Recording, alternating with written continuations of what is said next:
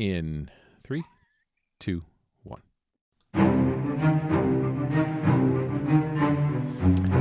Hello and welcome. Thanks for joining us under the library. We're playing Call of Cthulhu and recording it and posting it for your enjoyment. This episode is going to be a little bit different. We're going to do a bit of a two-parter. In the beginning, first 10-15 minutes or so, we are going to wrap up our playthrough of A Mother's Love. We've got a few loose ends to tie up, and Michael's going to give us some insight as to what was happening behind the scenes a little bit. That'll take, like I said, about 10-15 minutes, and then we are going to be kicking off Season 2 of our homebrew campaign. We are all super excited to get going on that. Before we get started, a reminder that a few of us are going to be at Chaosium Con in Ann Arbor, Michigan, April 8th and 9th, playing some games. A couple of us are going to GM some games. We're going to be talking in some seminars. So if you are coming, say hello. My name's Arthur. Rick is traveling tonight, so we are going to meet his new Season 2 character next week. We don't have character names, at least I don't have character names for anyone. So the investigators are, myself, of course, Chris, Emily, Scott, Wayne, and as always, our amazing keeper is Michael. Michael, the show is all yours.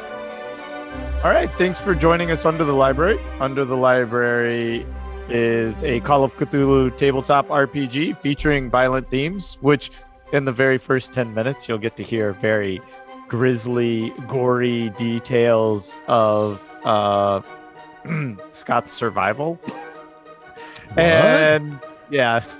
Maybe Wow. Spoilers. Yeah. Yeah, And- he shouldn't be able to survive. You don't know that yet. And yeah, I forgot what I was going to say. Disclaimer. But, oh yeah, yes, we are. We feature mature themes played by immature people. So we hope you'll join us, and we look forward to whatever may happen tonight. And with that, this will be the recap of last episodes of Mother's Love. But remember, that's not part of Season 2. It's just our standalone. We're going to have a little epilogue, and then we'll jump right in. So, Emily, with last episode. Okay. So we began our last episode on the third floor of the Martin Gilman house. Ping. Chambers headed into the room where Merrick says he saw a car heading away from the building towards the front of the hotel. And Chambers has an injured leg at this point from very poorly, from trying to kick the door and failing, or succeeding. This is going off the rails. Okay, so the agents and Bubba go downstairs to try to find Lanny and Blue. They left a note, as it turns out. Lanny and Blue are not downstairs, but they said, "We've been suddenly called back to Ipswich. We'll meet you in town later." So at this point, we remember the pirate hideout map and decide to head back to Grace Decker's house to get some more information. This time she invites us in much more politely and offers us tea, her grandmother's special tea, served in ornately painted china coated in a layer of brown. The tea smells very salty and fishy, and she offers the first cup to Bubba, who takes a drink and then spits it all over Grace because he is so surprised by the sour, pungent saltiness. We ask Grace for info about the map, and we find out that they did have a secret hideout as kids in Warehouse 52 near the cannery. The kids played secret games there and collected things. So, and at some point, Chambers also drank the tea, just to be polite and to try to encourage Grace to share her information. Then we cut for a minute back to Aloysius, who left the gas station and headed on his way out of town, past the constabulary, sees a group run out of the building, hop in a car, and drive off. As he's distracted, there's a loud pop, the tire goes flat, he careens off the road, finds out his spare has been sliced, so now he is on foot, finds his friends, follows our tracks from the hotel to Grace's house. So together again, minus Lanny and Blue, that is, we head to warehouse 52. We split up and check the perimeter for another entrance, find a grate with fresh prints in front of it, and we all crawl inside.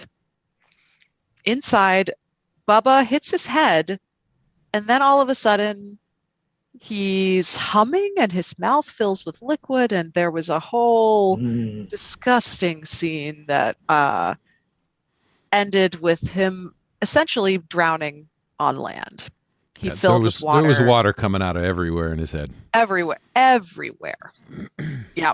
Oh, and of course, Aloysius assisted the situation by jumping on his abdomen with the full weight of his body. Can't forget about the pouncing. That's the pouncing true. was really important. Yeah, he's trying to help. Very helpful. Yep.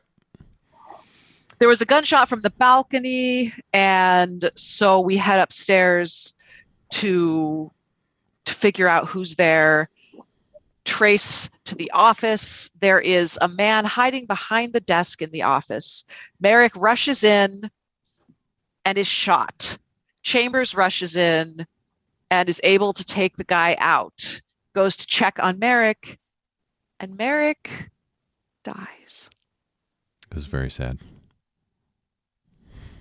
He reflects that this was a terrible idea. Can we get that one more time for posterity, Mary? That was a terrible idea. Yep. Searching the body, there is no identification, some cash, and then Chambers hears heavy breathing in the corner. There is a pregnant, dirty, panicked woman who says she was kidnapped from the bank, and Chambers asks Aloysius to take her out to the car so that she'll be safe there while we continue to explore the warehouse. She calls him her hero. She, the woman, not she, Chambers, calls him her hero and kisses him. Aloysius takes her to the car, gets in, and leaves. He pulls an Aloysius. Stops to pick up the bodies and heads to Ipswich. Chambers heads down the stone steps into the basement, hears the toll of a bell. Eventually, she hears two voices. One is watery and the other normal, speaking in a language that she cannot recognize. It is all fully dark in the basement. She has the flashlight off, but feels such a desire to get Sisk after all of the trauma that has occurred, after seeing her partner shot, after seeing Bubba drown. She rounds the corner, flips on the flashlight, shoots. A fish creature falls to the floor, and the human creature yells, "Mother!" Oh. Yeah. Oh. Yeah. It Yeah. wasn't That. Chambers' best moment. Yeah. Oh. It was his mommy. It was his mommy. Sisk clutches his wrist and speaks an unfamiliar word, at which point Chambers feels a great pain, starting in her trigger finger that then passes through her whole body. She becomes rigid and falls. There is a bang, and everything goes black. Aloysius drives to Ipswich with the pregnant woman, collects bounties. Get your motor running. Get out on the convinces him highway. to continue for on to leave adventure. Ipswich. They drive off together as she runs her fingers through his hair. And I believe that's when there was an X card. Yep. And behind the curtain, she seduces him. Late one night, after a passionate evening, she awakes, stabs him, sheathes the knife on her calf, steals the car and the money, and drives off. She was the last bounty. That's nice. That's a very poetic ending there. Yeah, that was great. She was the last bounty. So let's use my favorite word that I've learned. Let's retcon back to the hotel when I can't remember your characters' names anymore. Lanny and Blue. Lanny and Blue. Lanny was And in Clue. Clue. Lanny, Blue's Blue, the and dog, Clue. and Steve Blue is me. Yeah, so Blue, you were out in the hallway holding Clue when everybody had gone into the room, if you'll remember. And the door behind you in the hallway opened. And right as you were turning around, these very webbed fingers reached out, wrapped around your face, and you went to scream, and your mouth was filled with this salty fish flavor that made you vomit a little bit. The webbing, though, kind of encapsulated it right against your face. And it was everything you could do not to aspirate it. You were just like totally disgusted. It pulled you in the room where the odor and the stench just really overwhelmed you. And then everything started to get blurry. And you remember Clue falling out of your arms, and you don't remember what happened. Shortly thereafter, Lanny, you retreated out of the room trying to look, and you noticed that old Blue was gone. And so you started kind of doing your police bit and looking around when the door right across the hall from you gently swung open. And it just kind of opened on its own. And you doing your normal Lanny thing, decided to see what was behind that door. And you see you see Blue's feet on the floor and Clue sitting there. And as you race in, the same thing happens to you. This webbed hand, and you're a pretty strong guy, and you go to remove the arm, and it's incredibly physical. It doesn't budge as you try to take it off of your face. What did I do? You said incredibly physical. I didn't know where it was going to go. I panicked. I was going to let that one go. There was no penetration. And you Title too. of your sex tape. You two get really, really woozy, and you remember staring down and seeing Clue whimpering at Blue's feet as you fall, and as you're falling, you hear the door close. Did Clue get out? Sorry. You'll find out in a moment. Well, at least you didn't kill Lanny or Patty on St. Patrick's Day. That would have been horrible. Yet. Oh, we're not done yet. You think you're done? Well, it sounds like he's okay. No. He's not dead. There are a lot of us really rooting for Clue. There's y'all groggily wake up with really intense headaches, an indeterminate amount later. I thought you were going to say they woke up with terrible bad breath. I don't know why that stuck. I was waiting for that to come out of your mouth. I don't know why. So you had kind of aspirated a mouthful of vomit. Yeah, you would have, Blue, you'd have a pretty nasty kind of taste in your mouth. Your head is pounding, and you go to get up, and as you do, you realize the pain in your feet, and you immediately fall over. I mean, just hit the floor. As you look, you have no toes left.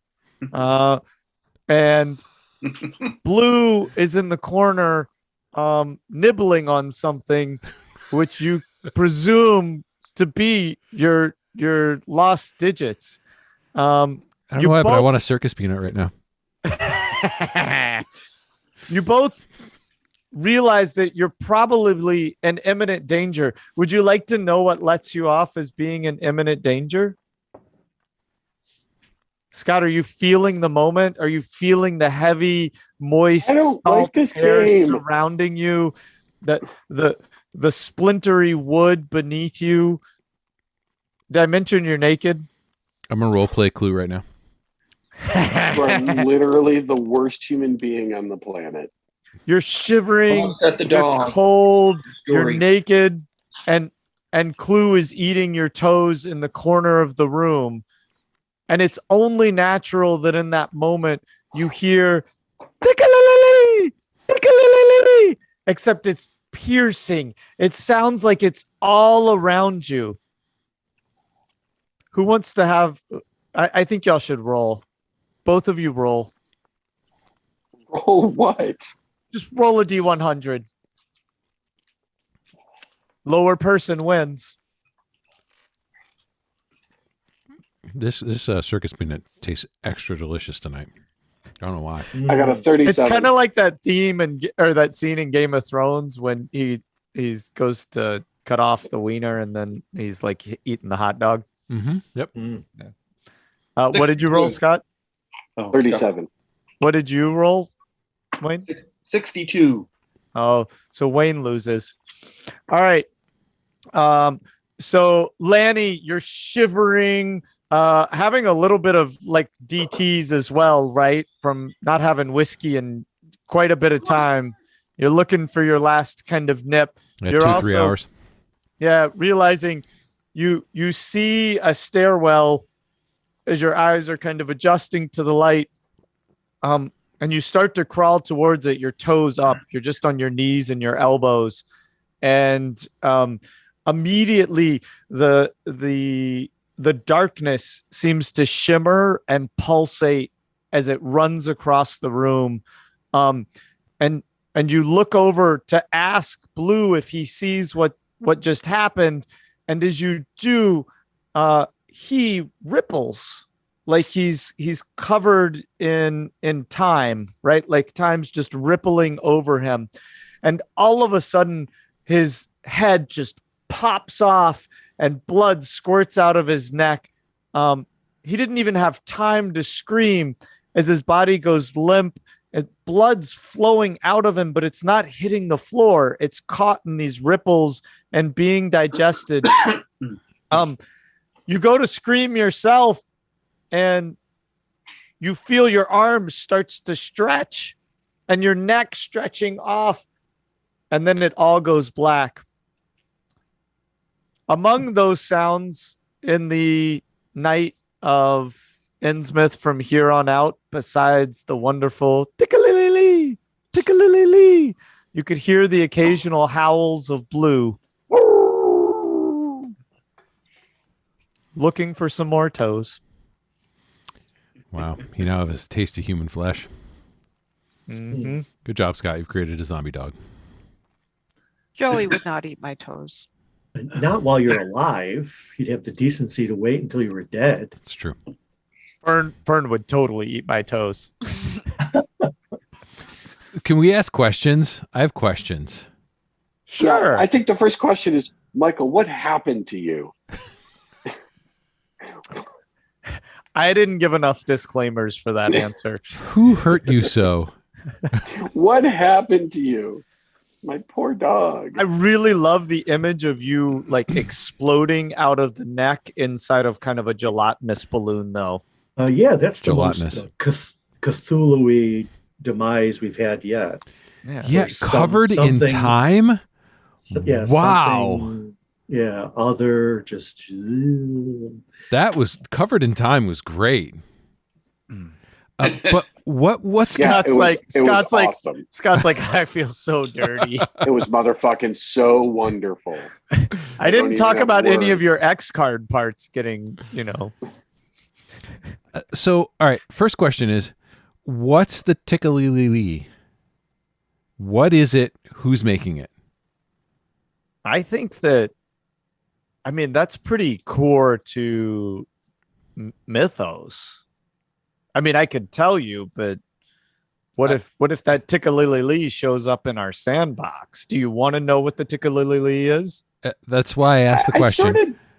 Because here's the thing, Michael, like we keep getting, not in no way, shape, or form is this a negative, other than every time we do anything, it's always like, oh, this could come up later. So we're like a long time in, and I still don't know 98% of what's happened in these games. So it would be awesome if we could actually get enough exposition to know what eventually happened. He's a little salty about Clue I eating am toes. salty. If it's mythos stuff, you wouldn't know it. Yeah. It's too arcane to, once you have enough exposure, you can put the pieces together. You go insane. Yeah, and you can't know. Wait, but will I go insane? Right before you go insane, you go, oh, I get it. And then you go, Well, I'm actually worried that Scott might actually go insane. I think he might go Years of insane if Call you of don't tell him Cthulhu. what Tickle-Lily is. No kidding. Years of Call of Cthulhu, and I'm never allowed to understand what game I'm actually playing. Literally, I just love show it. up every week to get killed by something without ever knowing what is the thing that killed me. That's what I And love people about do this game. for fun?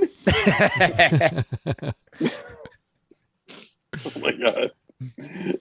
well, most hilarious. of us had pretty normal deaths. I just got shot.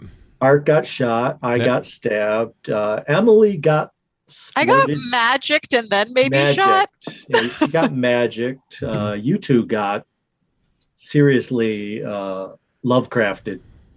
Okay. Yeah, you only got magicked though after you killed his mom. I mean, that was just wrong. So I'm going to ask a question that I hope you actually can answer. Oh my God, that's amazing. Right? Oh, that's Emily so killed good. his mom. So Emily killed his mom. for the folks who are listening on audio only, you got to go on YouTube and skip forward to about 21 minutes and Can you check out lift it that up image. a little bit, Michael? Yeah, pick it up just a little bit. There it goes. Yeah, There that's you it right go. there. Oh, that's I fantastic. try so hard to be good.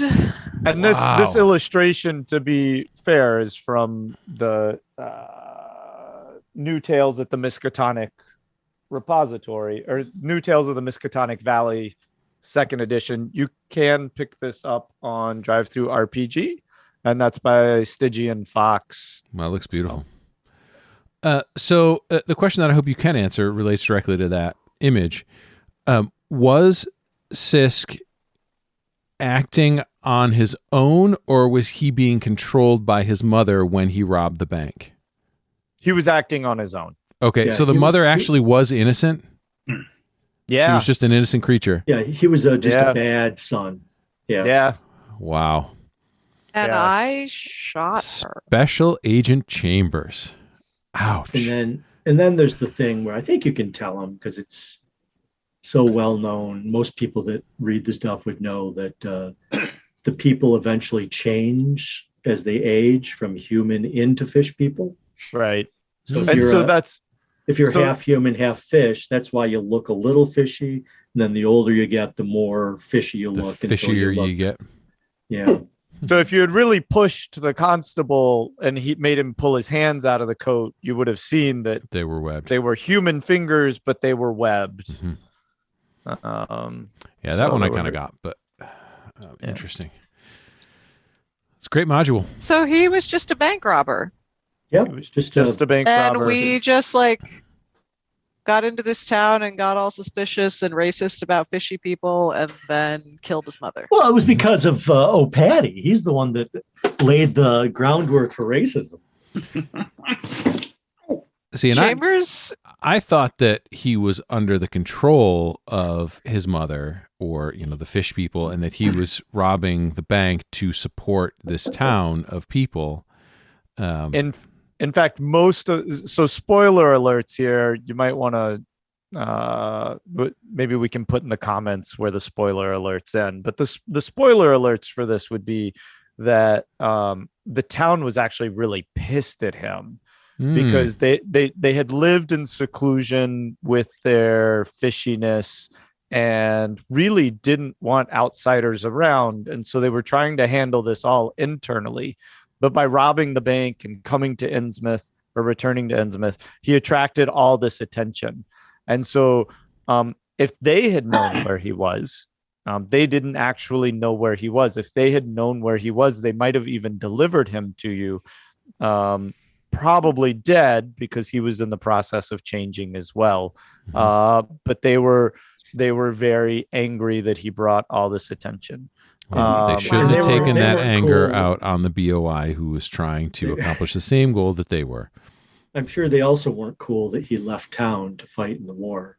Because I assume it's like any town where you're supposed to stay in town, and anyone who goes to the big city is kind of shunned. That wasn't so bad, except that he spurned he spurned his lover, right? He was expected to. He had promised marry her, right? She was expecting him to return, and so to like kind of go lead this life of crime, she was genuinely angry. In fact, had she had the opportunity, she would have drowned him. So everyone was gunning for him. Right. She didn't know where he was. She didn't think about that spot until y'all brought the map to her. She had beaten you to the hideout. I can't remember what Bubba did in the last episode that triggered her, but she drowned him for it. There was something he did. So it was small. It was minute, but he spit the tea all over her. That's right. Yeah. And it was rude. Yep. And you deserve to die for it. Oh, that's interesting. So the tea doesn't make everyone drown. It's just you've got her like magic. No, in fact, the tea was totally okay. It was just normal tea made with algae and It was salt water. It was just there to put you on edge. That's the only purpose of the tea. It had no effect on you. So he died of magic too. Yeah. Emily, watch your toes. Joey, tell me you wouldn't eat my toes. No, watch those toes, dude. Look out. Can you tell me? I can see the hunger. I can see the hunger in his eyes from here. Just Seriously. say no. He's like, I would never. I wouldn't even wait till you were dead. Yeah, are you kidding? The toes are too tough to bite through. I'd go right for your face. God. No, Wow. to be fair, I've seen so many stories about people who die and they find the dog curled up next to them, trying to keep them company even in death. Yeah. Okay. It's cats. I thought we already established that cats don't give a fuck. Yeah, they'll. If you trip and fall, they'll just start eating you. Oh, poor Lloyd. And by the way, poor Lloyd. Oh yeah, Lloyd at the general store. Yeah. So speaking of the general store and our main story, do we want to start season 2 now? Yeah. Yay. All right, let's go. So we are 28 minutes in. I will make note. Scott is sitting there and he's like, fuck you. I still don't know what Tickalilly comes from. I'm really pissed off. Is he being old man? Is he being old man grumpy? It's mythos. Old man grumpy puss. It's all mythos. I'm trying to remember if I put mythos, tequila dude. in the glass. You wouldn't or not. understand. Probably not. You might need more. If you can't remember if there's tequila in the glass or not, there was tequila in the glass. Now there's more tequila in the glass. Yes. Magic. Exactly. All right, keeper. All right. We're gonna have to take a break in like 15 minutes, right? I feel like So we need the music. Do we need the music again to like get us back in the? Do we want an early break and then Scott, are you ready start for right cereal? off with season 2? Yeah, I need a minute to regroup. That seems fair. Oh We wow, can do it, the yeah. Tickalilly made him that mad. He's got to go meditate for 10 minutes. Go do some deep breathing exercises. We will take a short break, and on the other side, we will start season 2. Woo! And we're back from break, Michael. It's all yours. There's no countdown after break. There's no 3, 2, 1. It's we've only done 35 episodes. Not to mention you This just is a new did 3 like 5 times in a row. I think that's the tequila talking. At some point he'll say 2. He must say 2. That's what getting eaten by time looks like. Eaten by time is getting 3 repeatedly. It was this flashing 3 waiting for my 2 that was never coming. So this is the start of season 2. Hey! We could start season 3. You want to just make it season 3? This is the shortest season ever. All right, Michael, go ahead. It's all you. Okay. All right. We're on to season 2. Season 2 opens up in 1941 in Los Alamos, New Mexico. 42? Is it 41? Yeah, it's 42. Is it 43? Or is it 2? Or is it 1? We've been recording for 30 seconds of season 2. We are already way off the rails. Yeah, 1942. Yep. I wrote it on my Zoloft Post-it note. I hope there's nothing private on there. It's just your social security number. It's fine. I'm pretty sure it's 1941. Oh, But if okay. it's 1942, I guess it's going to be 1942. Did I tell y'all it was 1942? No, yeah, I just, because that's when the guy came through the portal. He came from 1942. You don't fucking know that? Yeah, he Yes, told you us. told us. He yeah, told us. back in He back said- in the Oh, 1890s. but, right. Our characters don't know that. But That's we're true. not characters We're yet. not We're just players. people. Yeah. Very demanding people. Fine, it's 1942. And in I Los already wrote Alamos, New 1942 in the journal. Oh, that seals it. All right, fine. Then it's we'll move ahead. What's the opposite of retcon? Forward con. Pro-con? Oh boy, this Speaking of season is pro, off we to a- are pros at This this. season is off to an amazing start. We should just okay. All right. So we'll start off in Los Alamos, New Mexico in 1942 to appease the cranky investigators. And strange things have been happening in the town for many years, which most of the locals believe are due to the government laboratory that was built in the last 10 years. I want to clarify that we are not sticking to historical timelines here. So, don't expect fission to be not already invented or coming soon. This is a fictional timeline of Los Alamos, but kind of takes into account that government laboratories kind of fed this area at this time. Yeah, So history's we're- stupid. Who listens to history?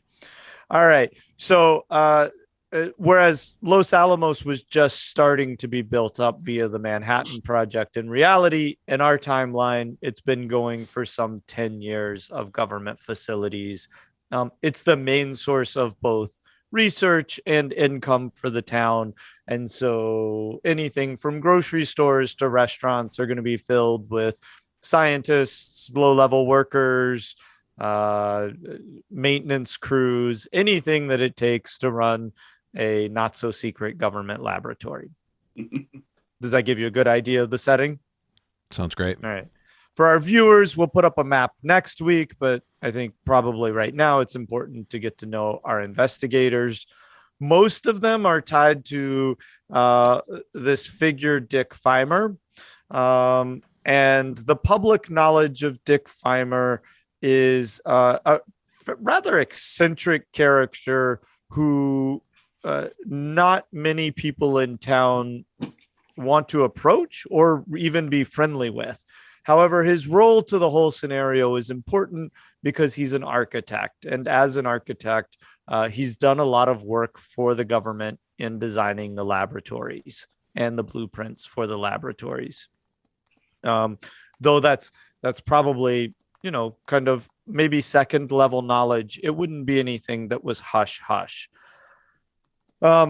He's an odd character from the outset in that he wears clothes that are quite snug but very fashionable. So typically, and maybe even progressive fashionable in the out of sync with the time. So he might wear what body type is he? Is it snug like David Bowie snug or snug like Meatloaf. Yes. Meatloaf? He's David Bowie snug, very svelte, wearing typically very bright colored shirts that aren't tucked in, but then like a high-waisted coat that that's buttoned so that like all of his features are accentuated. You're talking about his package. All of Dick's features are accentuated. So wait, do I see his dick or his Feimer? I just want to make sure I'm tracking right. This You is can going go great. ahead and yep. Okay.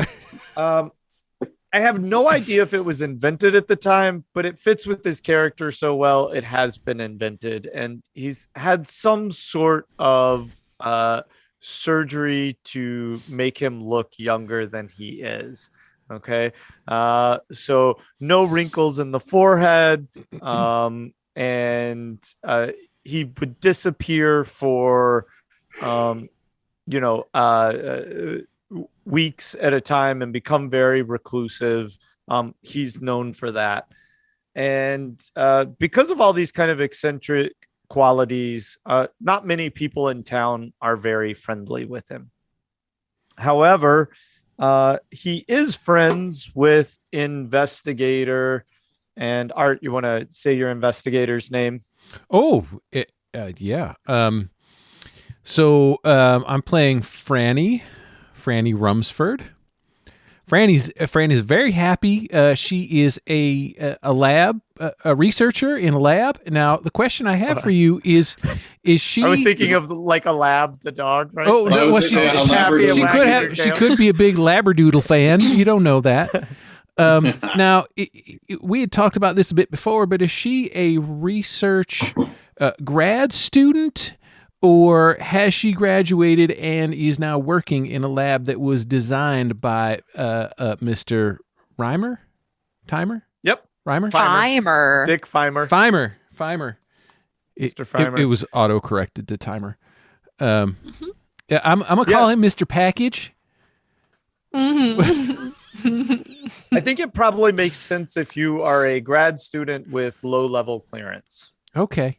Are you okay with that? Yeah, I'm okay with that. As long as I'm in the lab working, that's where I'm happy. I'm doing my research. I'm trying to pick up on where my great-great-grandfather left off doing his research. And you've managed to become friends or befriend Dick Feimer. Why? Well, he would have designed the lab that I'm working in, and he was still designing it when I started working in that lab, so I met him while he was there working on it. We would have collaborated a little bit, and he kind of, helped create the lab in a way that I wanted, because he was kind of nice, even though most people don't like him. He's a good egg. He's all right. A little weird. I'm okay with a little weird. I hear my great grandpappy was a little weird too. Perfect. All right. And okay. And then that moves us over to your character, Wayne. Wayne, you want to introduce your character? My character is Rutherford Fenger. Rutherford Fenger is he's a scientist and an egghead. He actually went to undergraduate school with Mr. Feimer. They were roommates for a while, but they were often not in their room. They were doing research all the time because they didn't have any friends to speak of. At least Rutherford didn't. His only friend was Mr. Feimer.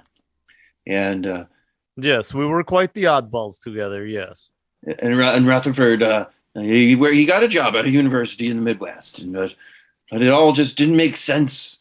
And he dropped out. He dropped out of the college and is living a life wandering in a bit of a beatnik before the beatniks are around. And he's worried about this power of the sun that is being harnessed in projects, and he knows too much about it, the chemical aspects of it, and other parts. And he's built a few things for labs, and that's why he's here. He wants to see more, but he doesn't know if he wants to see everything. And I have invited Rutherford to my house because I wanted him to meet Franny, because I believe that this is good connection, right? You're a little, how do we say, disenfranchised by the whole science community. But I think that Franny is good egg, as they say. And I believe that if you meet Franny, maybe she could re-engage you. So I have invited Franny to my house. I have invited Rutherford to my house.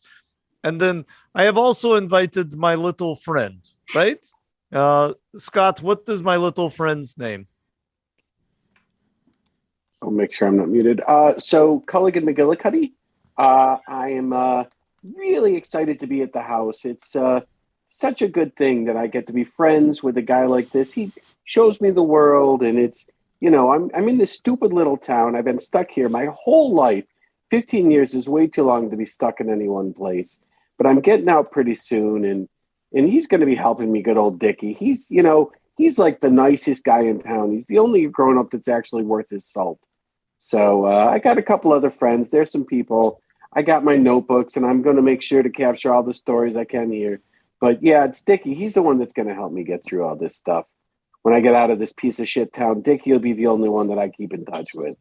Dickie and maybe some of my other friends like Joe. No, I'm a little offended by that, I got to say. Well, that's because you're an adult and you're stupid. It's not your fault. Well, I'm not really an adult. I'm still a student. I mean, I'm certainly an adult by the times, but I am still a student after all. Yeah, we'll see. You seem a little mean to me. You seem like an adult to me, lady. But what do I know? I'm just a stupid kid. How old are you? 15. Oh, okay. But you ain't seen the world like yet. 25 or 30, maybe. Okay. So it's just a couple of years. So, as you would imagine, Dick has quite the beautiful, architecturally contemporary estate up in the hills overlooking Los Alamos. And so from his we won't call it mountain, but kind of plateau home, you can look out over the town and see the grid of the city, but you can also take in the layout of the above ground facilities of the government research. We'll post a map of that next week, kind of what that looks like, and we'll use kind of the historical map for that.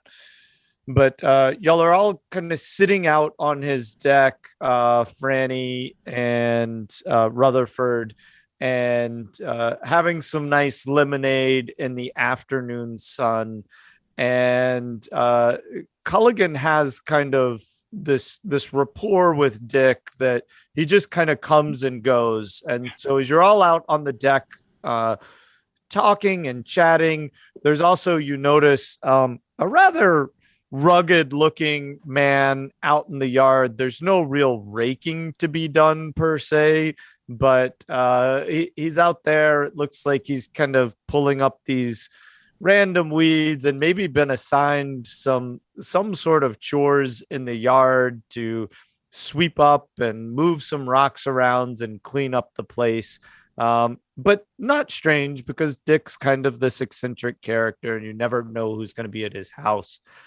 So you're sitting out talking when Culligan arrives with his friend, and Dick says, Culligan, why don't you introduce friends to us? Yes? Yeah, I could. But, Joe, I think you can introduce yourself. You don't need me to talk for you. Well, hi, everyone. I'm Joe.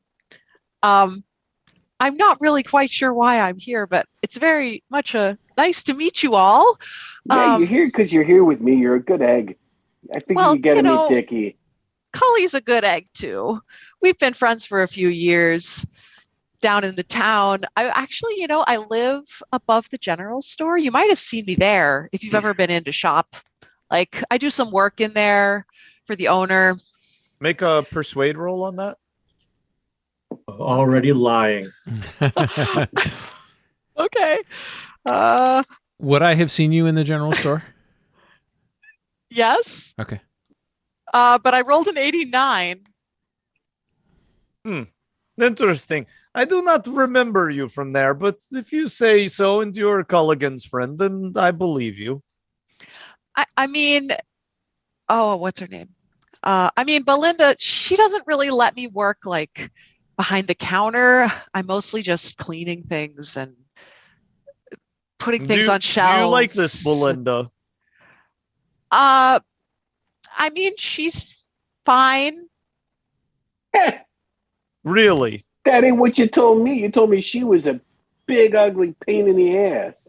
Well, No, I that don't, is more accurate. I do believe. Yes, Culligan. No, Cully, that I is don't true, know just these tell him the people. truth. No, just tell him the truth. If you can't trust Dickie, there's no one in this town you can trust. He's the only grown-up worth his weight in gold. Well, she's horrible. No. She barely pays Yeah. me anything. She works me all the time. I mean, I don't really have a lot of options right now, but she overcharges people. Yes, I know. Now I pour you a glass of lemonade. If you like this woman, you were going to have to leave. Oh, Oh. well, I'd I love some told you, Joe. lemonade. I told you, Joe. He's a I good like egg. this guy, hey, Cully. hey, Dickie, while you're pouring lemonade, can we get that poor gentleman out there working in the hot sun some lemonade? He looks exhausted out there. I'm feeling so bad for him. Yes. He approached me for work. He said that apparently he knows that I hire people, but I don't really have anything for him to do. If you would like to talk to him, Franny, that is, of course, you are always welcome. My home, your home. Well, let me get a glass of lemonade and I'll bring it out to him. So I'll grab a glass of lemonade and go walking out. Hey, mister, have a glass of lemonade while you're working so hard out here. It's hot. Well, thank you, ma'am. I much appreciate it. It's very kind of you. You're quite welcome. And if you want to come join us, you seem to be doing a good job out here. Why don't you come have a seat, take a little break? No. I don't want to interfere with your folks' convocation there or whatever you have. I don't even know if that's the right word. I think it's conversations what you're looking for, but I get your meaning. Yeah, that's well. what I'm If you would talking like to about. come and take a load off, we got a seat for you. Confabulation? No, I thought a convocation was a meeting of individuals, but that's probably beyond my education level. I think you should come sit with us. This lemonade is delicious. Oh, geez, I don't know. I don't feel too comfortable around other folks. I mean, well, it's a big porch. If you don't mind me sitting in the corner over there, Whatever you're comfortable with, honey. You just take a load off. It's hot out here in the hot sun. Well, out in the desert like this. You are just the nicest person I've met in months. I greatly appreciate that. Oh, you're sweet for saying so. I'll go up on the porch and drag a chair over to the far What's your corner. name, honey? My name's Franny. My name's Boone, John Boone. John, is that with an H or just the Jon? Oh, yeah. For purposes of typing things on the overlay while we're playing here. Yeah, it's just John. It's not short for Jonathan or anything like that. Okay, just plain old John. And while I'm asking, Joe, is that with an E or without the female style? It's just a J-O. Okay, that's what I had. I got it right. Oh, it's like you're a little woman. Well, yes. Isn't one of the characters in Little Women named Joe? Yeah, I think that's her right over there. I'm also myself a woman. Yeah, Almost. See, now I am not multiple layers there. I was making. See, I am not in fact a woman. I just play one. But yes, also as reality as we perceive it, you are also a woman named Joe. She's a girl. She's 16. Don't call her a woman. Oh, okay. So that was the hitch. Sorry, little ma'am. And for what it's worth, Joe's kind of a tomboy and is wearing some ragged pants and a kind of oversized shirt. Yeah, that's great. Could totally be a Joe, boy. I'd be like, Joe, he called you a girl. What the hell's wrong with him? Joe, I don't really know what he's saying. You'd look right at home riding the rails. Well, if there was a train around here, I just might have. There is a train. That's how I got it. Oh, I got it. Well, there wasn't a train. Listen, there it is. Right there. I don't know. I had to hitchhike to get here. I guess the train just didn't go where I was going. Keeper interjection, moment of clarification. There is a train that runs right through the middle of town. The tracks go into the government facility, into a hangar, and then it does exit the town. I'd, That's I hopped suspicious. off before it got No. into town because you don't ever want to ride a train into the station. You're just asking for trouble. That's a rookie mistake. Now, is That that is a your rookie hobo mistake. bundle over there? Did you leave that out in the brush? Do you need to grab that? You mean my bindle? Your bindle, sorry, your bindle. That's correct. Well, see, not being a hobo myself, You're a novice. I'm not Are we familiar allowed with the to say lingo. hobo bundle? Oh, I'm sorry. That's what Dickie's got in his front there. Is that politically correct? Oh, I believe wow. you were just I love these dinged. characters. I might have been. I'm just going to sit down and enjoy my tea or my lemonade. This is delicious. Yes. I appreciate all of you coming. Culligan, it is always nice, of course, to have you. If you'll excuse me for a moment, I need to go inside, and I will be back momentarily. Thanks, Dickie. Hey, Dickie, don't forget the cookies. They make there no are cookies. There are no Dickie. cookies. Dickie. Okay, fine. There are cookies. I will bring them out, but do not you're eat the them all best. this time. It's been a Yeah, long time I'm since I've gonna had eat 'em. cookies. I'm going to eat them till I puke again, Dickie. You're the best. So he goes inside, and y'all are all alone, the five of you, on the front porch. And crickets. All right. How do you know each other? Oh, I don't know Well, I anyone. just know Cully. You go right ahead there, Joe. I'm sorry to interrupt. No, I just know Cully. He brought me here today so I could meet his friend Dick, who he talks about a lot. You know, you do talk about him a lot. He's the best guy in town. What are you kidding me? Well, I had got to my- meet the guy, the best guy in town. Yeah, I never spent time in my stupid house. I'll spend all my time here until I get out of town, that's for sure. So, Yeah, your parents aren't great. I assume you don't have kids of his own. Not that he ever talked about with me, no. Rutherford's going to go into the house and peek around because he's paranoid and he worries about things, pretending to look for a bathroom. Okay. You would have been to his house enough that you know where a bathroom is. Oh, okay. There you go. Yeah. I wasn't sure if I've been there before. All right. Make a stealth roll. Oh, that's terrible. Oh, good. Excellent. That would be a 30. I miss it. Okay. Oh, I bumbled. So, in your paranoia, you run into Dick in the kitchen, putting those little wafer cookies with the cream filling. Yeah, Those are delicious. They got the stuff. Yeah, onto a plate to take outside. And he says, "Oh, Rutherford, is everything okay?" I forgot my voice already. It's gonna take me a while to remember mine too. Honestly, don't remember it now. Well, yes. I just was looking around inside. I need to use your laboratory facilities, and I wanted to see if you were okay in the kitchen here. There's an awful lot of people here. I don't Rutherford, know. I've known you long enough now, right? Yes. Many years, most of our days. Yes, and yes. I know when you are telling not truth to me, you are stressed. What is wrong? I don't. Why are these people all here? I know you, but there's some strangers. And why would you bring them into your house here?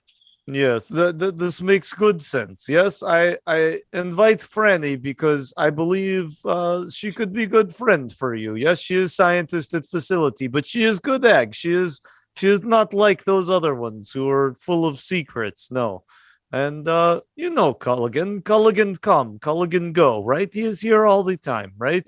He's been around the city. There is nothing wrong with Culligan. And then the smelly one. The smelly one, he just show up. I don't know what to say. They show up from time to Was time. that John or Joe?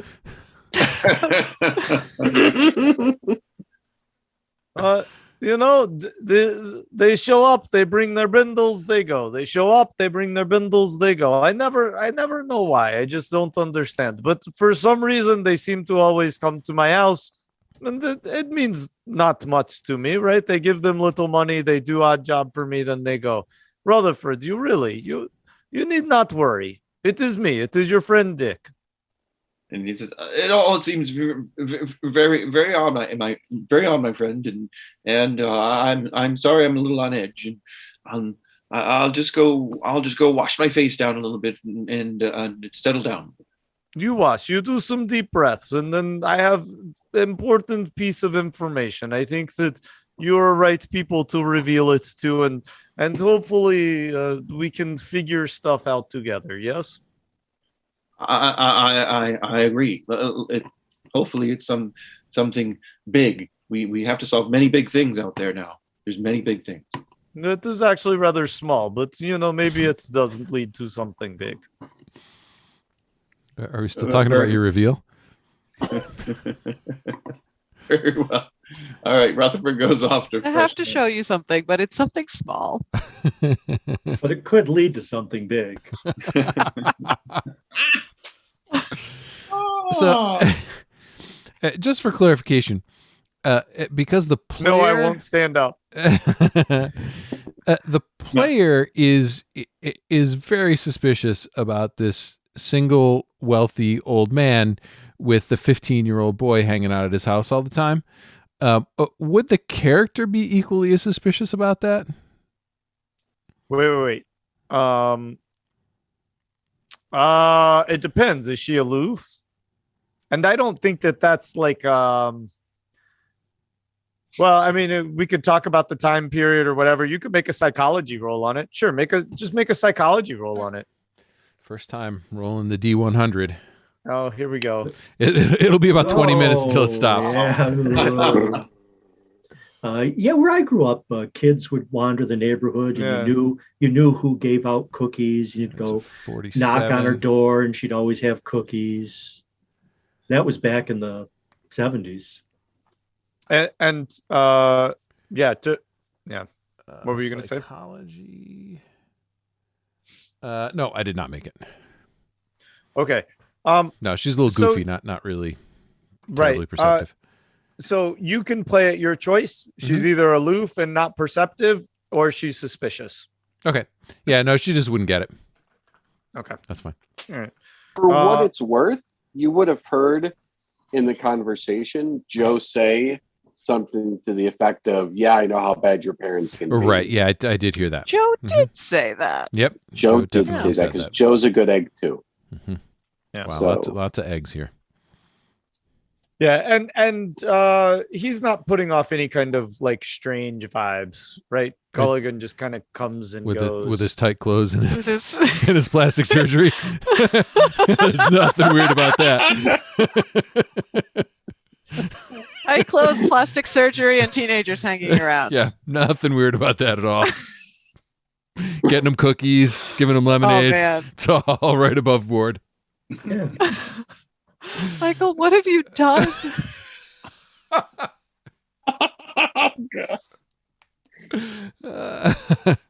He's a big picture kind of guy.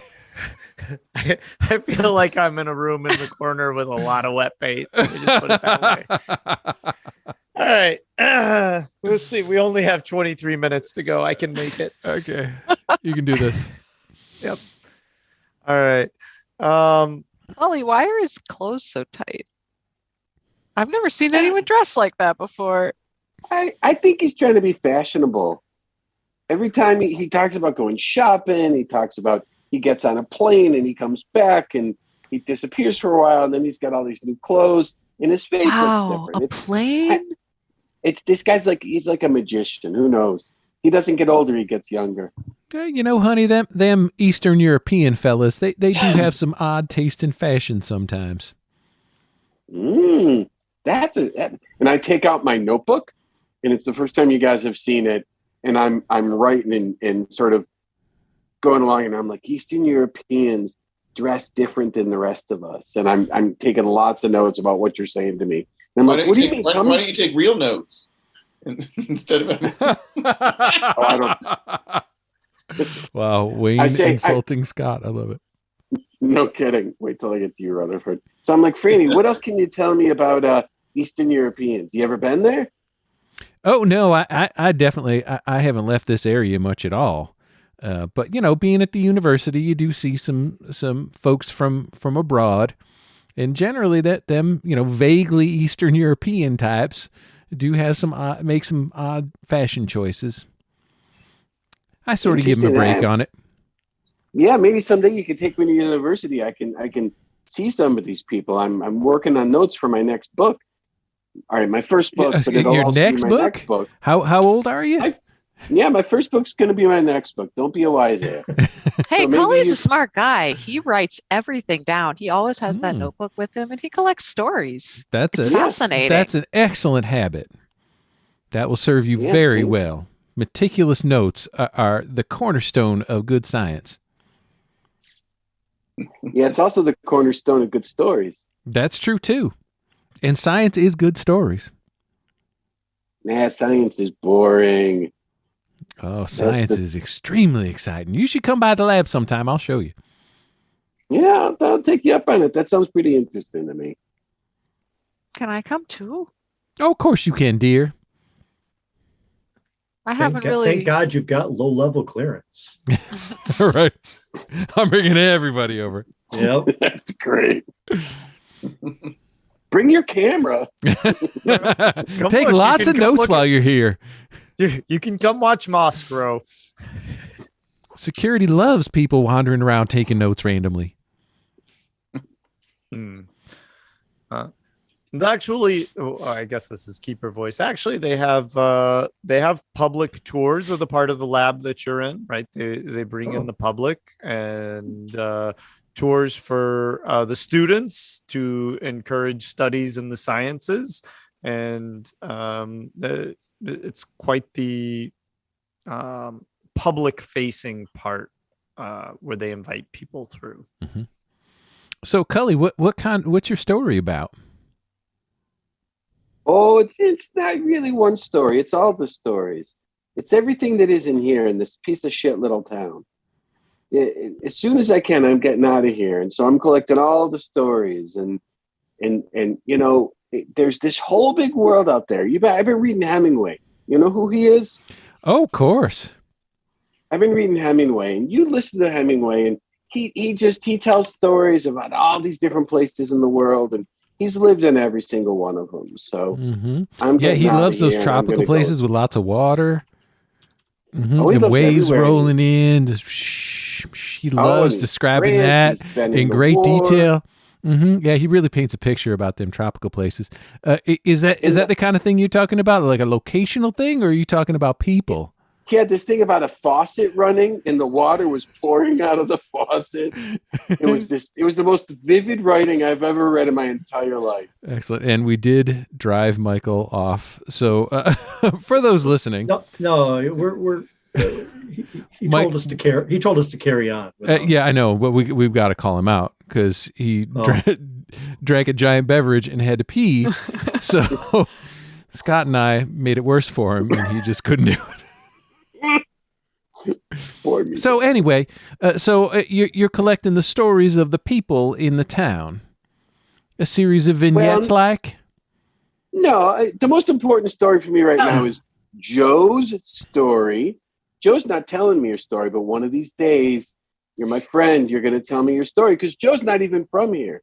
She's probably got the most interesting story of anybody, and she won't tell it to me. Well, where are you from, darling?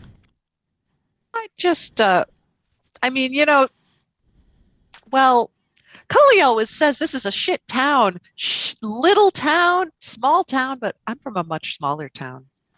Yeah, what town? It's actually great to be here. Well, it's not important, really. Oh, well, it's important to me. For what it's worth, Franny, the only thing she ever tells me is she's from away. Look, I look at maps all the time. None of them ever have a town named Away. Yeah, you sound a little bitter about that, Cully. I get it. But, if you got your secrets, you're welcome to keep your secrets. But I'd love to know where you're from. Well, But that's I mean, I guess your there's no story to tell. And if I'm you listening. want. I'm listening raptly, and I'm looking over my notebook, and I'm like, the pen is poised. So Joe is Harper Lee and you're Truman Capote. Yeah, maybe. It's a little town called Abiquiu. Oh, where is that, darling? What state's that in? Oh, it's just a few hours from here. In which direction? And I don't mean to pry. Boy, I'm she's just nosier than I. curious. She's nosier than I am. I mean, it's really not important. We don't have to talk about my past. Okay, darling, I don't want to make you uncomfortable. That's fine. You don't want to talk about it, you don't have to talk about it. I'm here She did now. pretty good. I seem to I'm feel thankful that our for it. new friend may be feeling a little out of position. So I maybe interject here and redirect conversation momentarily. Yes. Of course, darling. That would be great. Have some more lemonade. No, it is very tasty lemonade. I am much relieved now. Thank you. But one thing that I bring you here tonight because I admiring architecture of the theater in town, yes. And Culligan, I know you have probably not had the opportunity to go to theater lately, but there is magnificent performance right now inside of theater. And my friend, I think it would be a great opportunity to take you. And I think that Wait, are we talking the movie theater? Because I sneak in there all the time. No, I know you do there. This is the theater, right? This is the one where the great Casper Muscovane is doing performance, yes? And so what I was thinking is that I would take you to see him perform.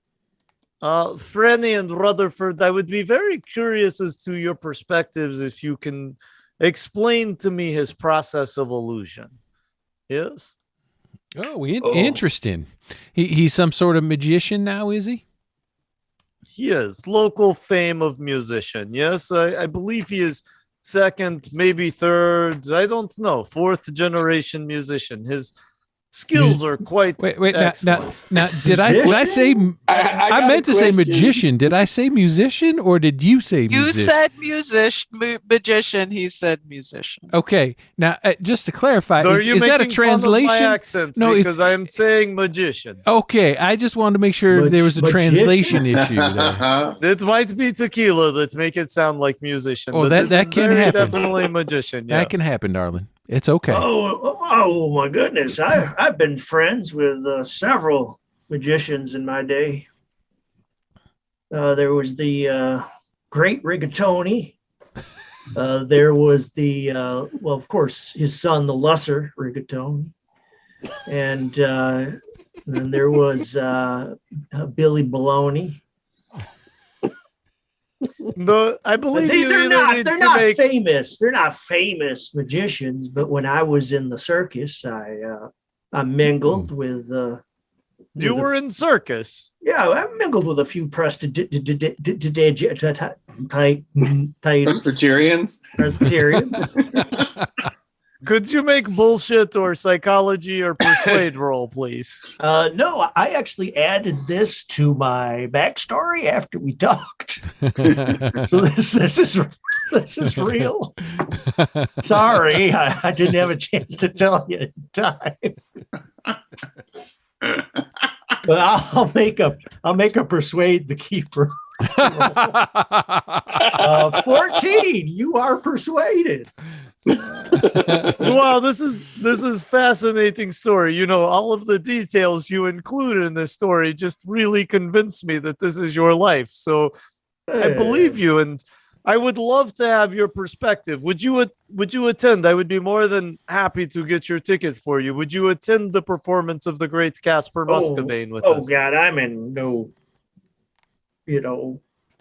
condition to be seen amongst. You would be more than welcome to use my facilities, and I'm sure I have a change of clothes that you could wear. I'm sure they'll fit you right nice. Yeah, I'm so I'm so emaciated, they should be a little loose on me. Are you also svelte? Well, not through any choice of my own, but yeah. You might have a package you can borrow too. Hey, Dickie, can I bring Joe? Why, of course. Your little friend, she is here now, and I would love to have her in attendance. Oh, I've never seen a magician before. No, me either. It's going to be a first for both of us. That's amazing. Have you seen a musician, darling? Musician? A musician? Well, not a great one. Maybe they can make a tuba disappear. Tuba what? What? Hold on. Crickets. Come on, crickets. We got to find you a quicker crickets button, because if the crickets come 10 minutes later, it just kind of loses its effect. I need a cricket button to cricket you. It's buried a couple windows behind, and I got to click on the window and then click on the cricket and then hit play. It takes a minute. They're more like the delayed. I don't have a quick cricket button. By the time we get to the crickets, it's funny again. But what are those crickets for? Everybody laughed. Oh my God. All right. I say you meet me in town this evening, and we will all attend performance together. Does that sound like fun? Well, that's a lovely invitation. It sounds like Dickie. fun. Down Wonderful. Jake. Okay. Cheers to all of you. Salud. Cheers. And everybody eats their cream wafer cookies and drinks their lemonade. And in the next episode, we will be off to see the performance of the great Casper Muscovine. Very exciting. Very exciting. So is For that what it's worth, I'm grabbing 4 cookies as soon as you bring them out. Oh, no, of course. He would expect nothing less of that, actually. all right? Is that what we're calling it? And in fact, hang on. Yeah. In fact, Culligan, as you do so, he takes what's left in the package. It's only 4 or 5 cookies, but they're rolled up, and he slides them to you, kind of so nobody can see it, and gives you a little wink, and gives you a little You're a good man, Dickie. I'm still super suspicious Yeah. of this dude. Franny's okay with it. Art's not. I think Cully is the creepier of the two. Yes, I am above board. It is because you do Oh, not we're still like recording. me I'm because sorry. I am not from I here. should have kept that later. Sorry, Cully. He's a nice guy. He's a good friend. I don't even know. As far as I know. Let's end this episode. Yeah. Good call. All right, that's going to do it for us tonight. Join us next time where we go to a show. Is there dinner along with this show, or is it just a show we got to eat on our own? We'll decide. Do y'all need dinner? I That would always be fun. need dinner. Dinner and a show is a thing. Belinda You know does what? not feed me. It might be fried chicken. I don't understand that reference. All right. You'll catch it next week when our investigator joins us. Excellent. So join us next week for the first full episode of season 2. It's all very exciting. Until then, find us online underthelibrary.com, Instagram under the library, Twitter under the LIB. If you're listening to us on audio and you want to see our mugs, we're on YouTube, and vice versa. If you're watching us on YouTube, want to hear the podcast, we are anywhere you get your podcasts. Until then, for me, for Michael, for Emily, Scott, Wayne, and Chris, thanks so much for joining us, and we will see you next time. And if you haven't been tuning in after the episodes, Art does these ridiculously awesome post commentaries that are worth hanging in there for. Yeah, they're blooper reels at the beginning and the end. If you are watching on YouTube, check us out on the podcast for that content. We'll see you next time.